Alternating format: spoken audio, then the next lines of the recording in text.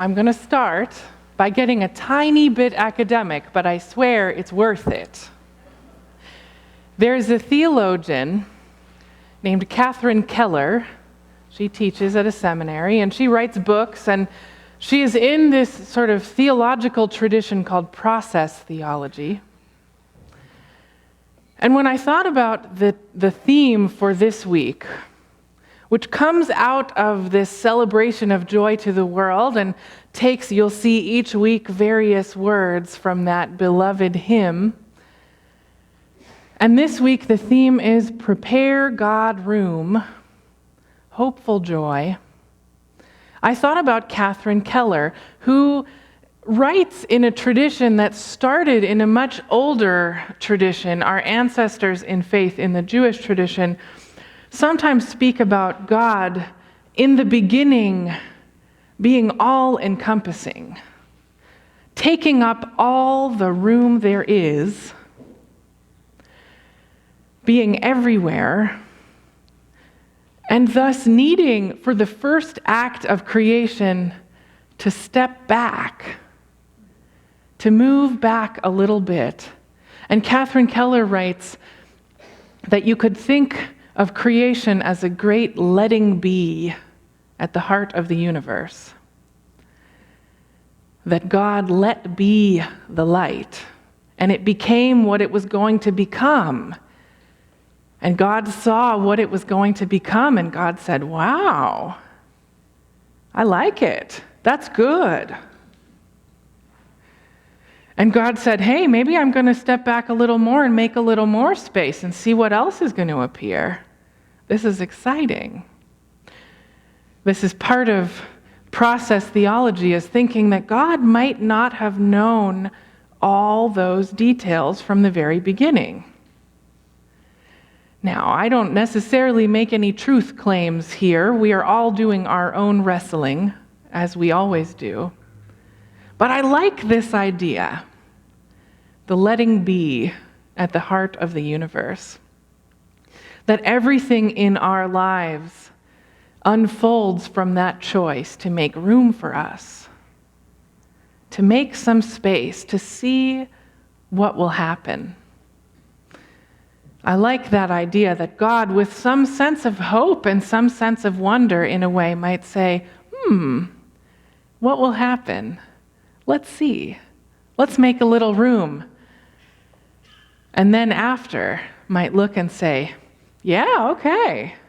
This is happening. I like it. This is good.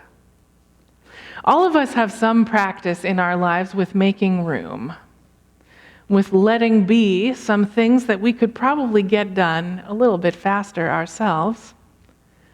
Parents have lots of practice with this, with making room for children to learn things like tying their shoes and getting themselves dressed and reading and sorting out their own conflicts and driving cars, going to college. There's a whole bunch of letting be in those choices where you might say, I know something about this and I could do it a little bit better and maybe a little bit easier.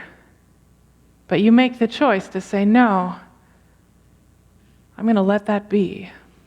I'm going to make room for that to become what it's going to become. I'm going to make room for that person to become what they're going to become.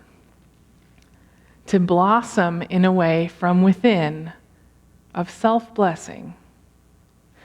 To become whatever that identity that is in their core, in that bud. Other people have to make room. We make room for each other at work, letting new colleagues learn how to do things, even though it would be faster to just get it done ourselves.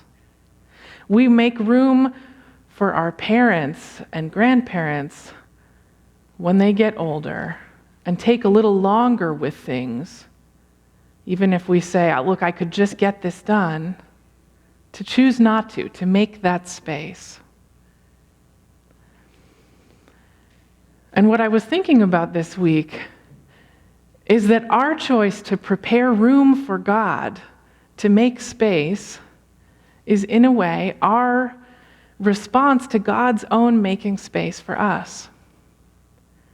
that we have this opportunity in this season, the season of Advent, of yearning and hoping and waiting, to make space for God to become who God is going to become in our lives and in this time. We have this moment to recede a little bit and to make space. And we have Isaiah's promise for what will happen then. That when God has room to become God, when God has room to be who God is going to be, swords start becoming what is at their core. Pruning hooks and plowshares, weapons of war, tools that we built to fight each other, become tools that we can use to feed each other.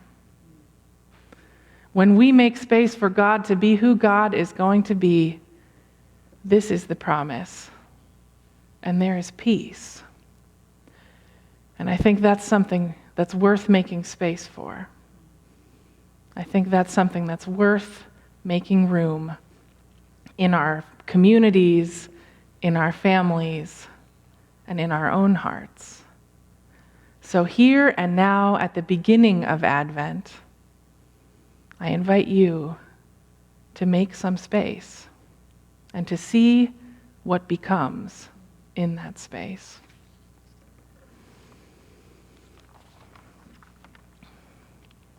We'll turn to sing.